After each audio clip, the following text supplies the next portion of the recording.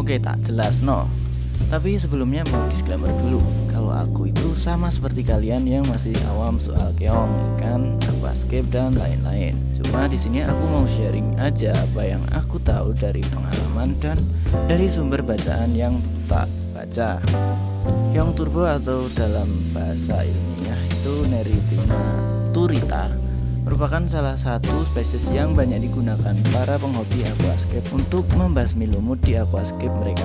Nah, umumnya keong jenis ini berukuran sekitar 1-3 cm, tak memiliki warna dan pola yang unik kayak surjan atau pakaian adat Jawa, yaitu cangkangnya berwarna kuning keemasan yang dihiasi oleh garis-garis berwarna hitam. Keong jenis ini memiliki cangkang yang halus serta tidak memiliki tanduk. Nah, yang memiliki tanduk itu keong tanduk. Keong jenis ini merupakan salah satu alternatif alami dalam menjaga kebersihan aquascape dari lumut, dan keong ini memiliki usia yang cukup panjang, yaitu mampu hidup 3-5 tahun. Terus itu keong kalau di alam habitatnya di mana sih? Ada fakta menarik nih, habitat asli keong ini adalah di perairan air payau dan air asin. Meskipun demikian, keong jenis ini juga mampu hidup di air tawar. Hanya saja besar kemungkinan mereka tidak bisa berkembang biak. Loh, saya ada keong yang sudah bertelur putih-putih di akuarium.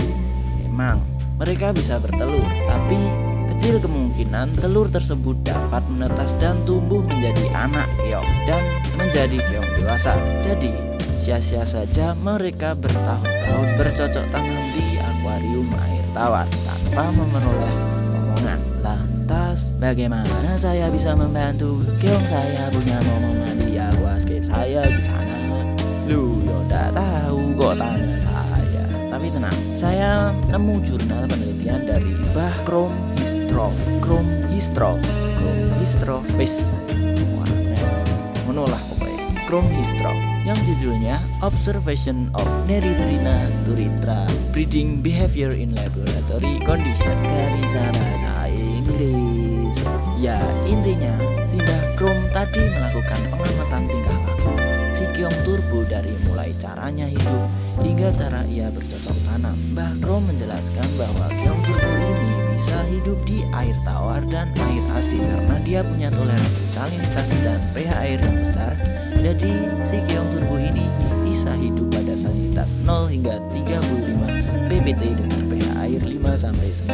Meskipun keong tadi dapat hidup di air tawar, air asin dan darat, mereka hanya dapat berkembang biak di air asin. Jika kalian ingin berhasil membiakkan jenis keong ini, disarankan untuk memasukkan ke dalam akuarium air asin atau di air payau. Ya, meskipun sebenarnya mereka cenderung berhasil bereproduksi ketika berada di habitat aslinya.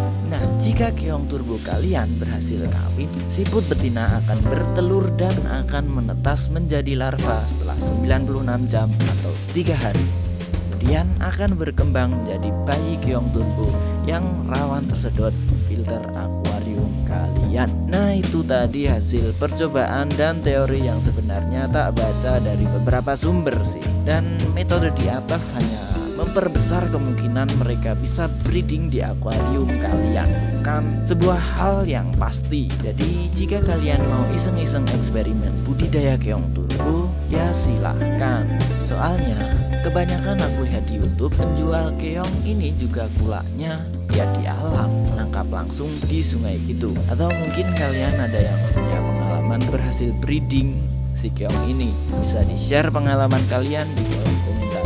Dan terima kasih kalian sudah mendengarkan sampai kelar.